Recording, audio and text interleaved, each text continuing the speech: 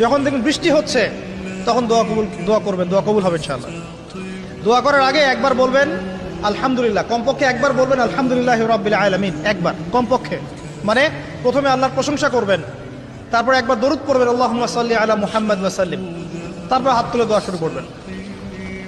বৃষ্টি পড়ছে, দোয়া শুরু করে দেন, দোয়া কবুল হবে ইনশাআল্লাহ। কিসের আত্মীয় আর কিসের আপনজন আর কিসের অফিসের বস আর কিসের কি, সবাই সবার স্বার্থ নিয়ে পড়ে আছে। শুধু একজন সত্তা আপনার কাছে স্বার্থ চায় না, সে কে? আল্লাহ পাক। এটা যদি বুঝতে পারেন তাহলে দেখবেন মনটা আল্লাহর দিকে নরম হয়ে যাবে। প্রত্যেক রাতে আল্লাহ পাক প্রথম আসমানে নামেন এবং আপনাকে আহ্বান করতে থাকেন, কে আছো আমাকে ডাকবে, আমি তোমার ডাকে সাড়া দিব। কে আছো আমার কাছে চাইবে, আমি তোমার চাওয়া পূরণ করব। কে আছো আমার কাছে ক্ষমা চাইবে, আমি তোমাকে মাফ করব। প্রত্যেক রাতেই চিন্তা করেন, আজকে রাতে শুয়ে চিন্তা করবেন যে আপনি পৃথিবীতে নাই, আপনি ডেড, আপনি মারা গেছেন। এবার চিন্তা করে দেখেন আপনার পরিবার, আপনার সমাজ, এই বিশ্ব, এই রাষ্ট্র, এগুলোর কোনো কিছু যায় আসে? কেউ আপনার খোঁজ নিতে আসবে কখনো?